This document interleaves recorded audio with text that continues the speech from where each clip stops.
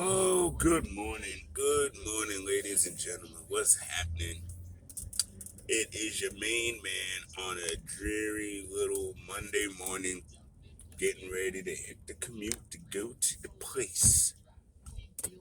Man, football this week was, again, something, something else, boy. It looked like the Jets keep winning. So I just set it off with that. It definitely looks like the Jets keep winning. But it looks like the Jets also lost Brees Hall, which sucks majorly. And the whole Elijah Moore situation is very weird because I'm hearing from Moore's people, and yes, I actually have some people that are in with Moore's family. So I am hearing this directly from that. So Moore's family is like, they're kind of done with the whole scenario, and there's some behind the scenes stuff that a lot of folk don't know that's been going on for some time. And apparently the Jets are like, oh no, we love the kid, we're not gonna trade him, blah blah blah. So hopefully that gets resolved. But Denzel Mims was out there last night, and you know what I mean. I hope that gets resolved. He's a good kid. You know what I mean. Comes from good folk and stuff. So come on, Jets, get that together, baby. Uh, the Giants are either 6-1 like they're supposed to be.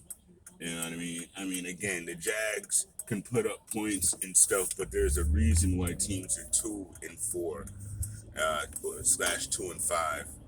Uh, and so that whole thing with Vegas literally made no sense to me. How you gonna say that a 2-4 team has a better chance to win the game than the 5-1 team? That was kind of disrespectful. But luckily, the Giants did not take it to heart. They just went to work and got the W, which is more important than any kind of conversation piece. Anyway, Dallas won again. Dak's back. Cool. Uh, I tell you what though, I don't understand what's wrong with the Lions, and I don't want to say it's same old Lions because they got the talent. I thought they had the head coach, but I mean, what's going on right now is ridiculous. Y'all like 1-5 right now, and that's come on, guys. Y'all are better than this. But see, this is why I don't want the Giants going on Hard Knocks. This is the Madden curse, yo. This is the 2K cover curse, yo. You go on Hard Knocks, your season is not going to be spectacular, yo. It just, I think there was one team out of all the years that Hard Knocks has been on. I think there was like one team that actually had a decent season after doing Hard Knocks. But I feel like every other team that has done Hard Knocks is all of a sudden just had a really bad year going in. You know what I mean? Like the Browns, the Dolphins. I mean, it's just a lot. And so here it is again. The Colts was on last year. Was it last year? No. Yeah.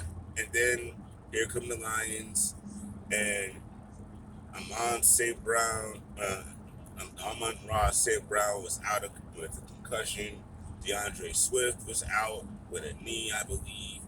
I mean, just and what happened, Jared Goff? Like really, really, you know what I mean? For like 3-4 weeks, even though y'all wasn't winning, y'all had like a high-powered offense. Now that joker gone. You know what I mean? T.J. Hawkinson about the only one helping save y'all lives right now. So weird. But you know what's funny? Because this one ain't weird. This is funny. This is more like karma, in my humble opinion. You know what I mean? How you spending a weekend away from the team last week? To go party with your ex-boss. He ain't even your boss right now. He your ex-boss. And you missed a walkthrough that Saturday, and things was off that Sunday, and you yelling at your teammates. Like you their father on the sidelines over there. Talking about, the veterans, y'all gotta work harder and have more practices and some nonsense like that. And then y'all go out there and get rocked last night. Or yesterday afternoon, I should say. Cause my goodness, good googly goop, man. Come on.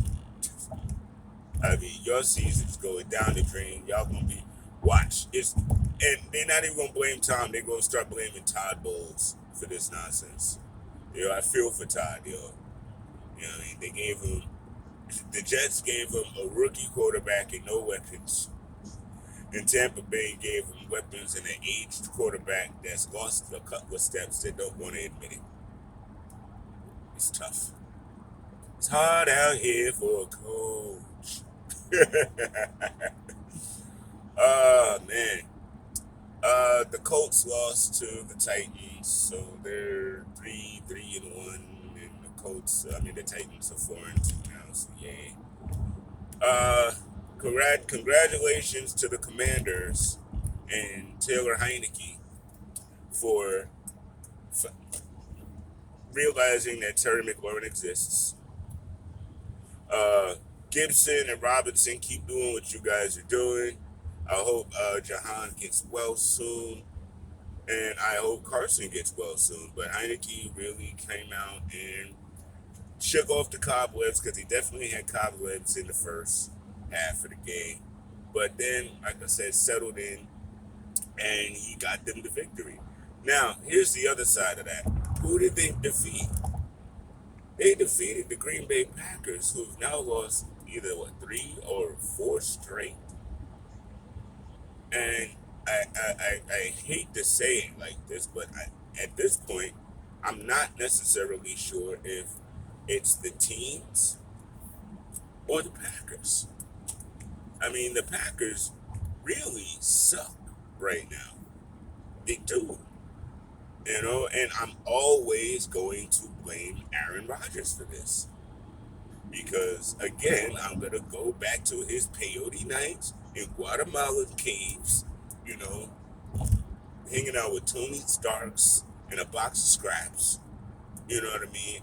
And instead of hanging out with his new teammates and, getting chemistry and stuff like that, instead of doing those things that actually help a team, he decided to help himself. And again, at the same time, did he really need to get that max money yet again? Or could he have restructured something to spread it around so that folk like Devontae Adams could have got a piece of that pie? And guess what? Devontae Adams would not have left. But, not everybody is Tom Brady, no matter how hard they try to be. Meaning, Tom Brady, one of the reasons why the Patriots were so successful is he kept taking pay cuts. He kept taking pay cuts. You know what I mean? You ain't took one. You just take the paper every time, and you cry about retirement, this and that, to force them to give you more money. But at the end of the day, you ain't got them there with a Super Bowl. Had great teams going in the playoffs to do nothing, but you still get paid, and they still keep giving you MVPs. But dude, that ship looked like it sailed, bro. And now they got rumors of you actually thinking about wanting to retire. And honestly, I feel like those are your little writer buddies that are putting out feelers for you to see how it'll be approached if you do retire. You know what I mean? So there that is. But you are not helping your team right now.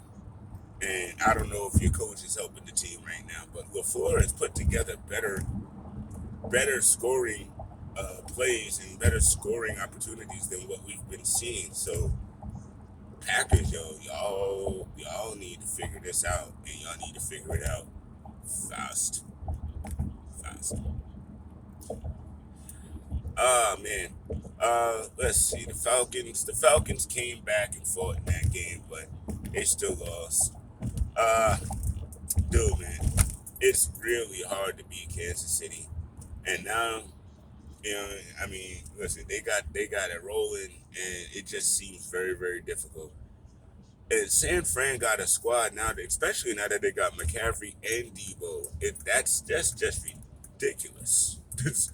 But it's gonna take a couple of weeks for them to get used to it. So, they had a hard fought game last night, but I think the future is bright, especially if they figure out what the heck they actually want to do with quarterback.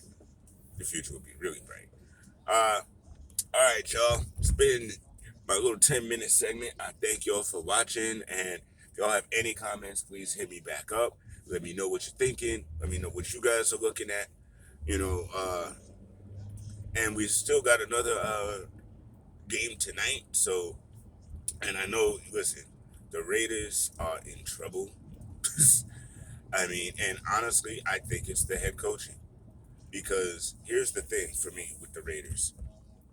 Last year, with all the noise and cacophony of John Gruden and all that, they had their backup head coach them up and keep them focused and had them geared towards the playoffs at the end of the season.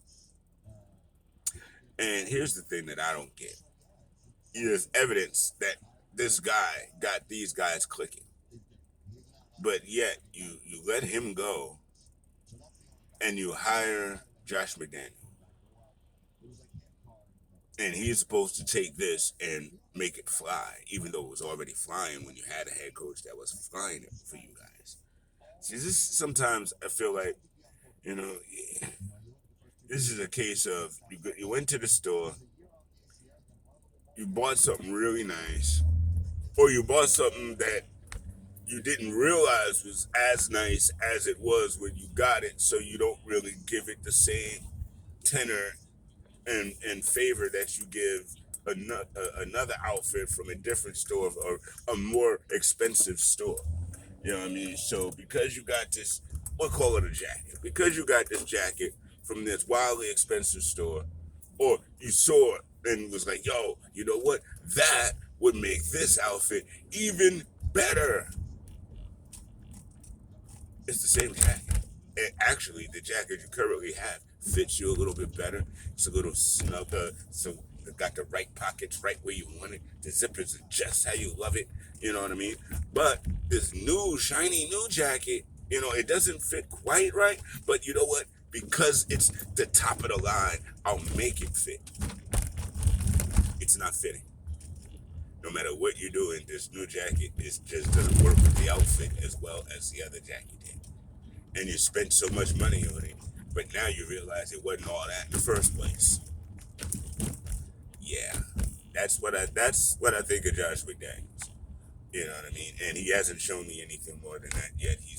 I like Derek Carr, and he's making Derek Carr and him look like trash.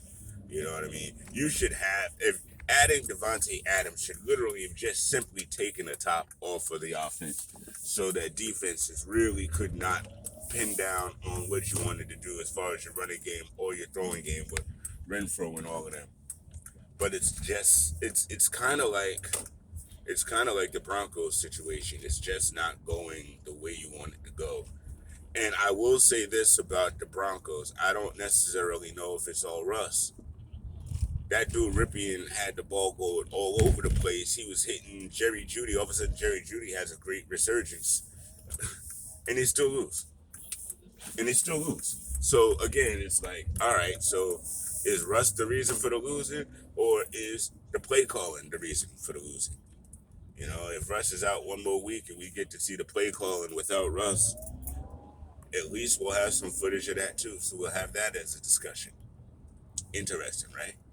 All right, y'all. I'm definitely out this time, I promise. Thank y'all for listening. I'll talk to y'all later. Peace. Nick game tonight. Let's holler.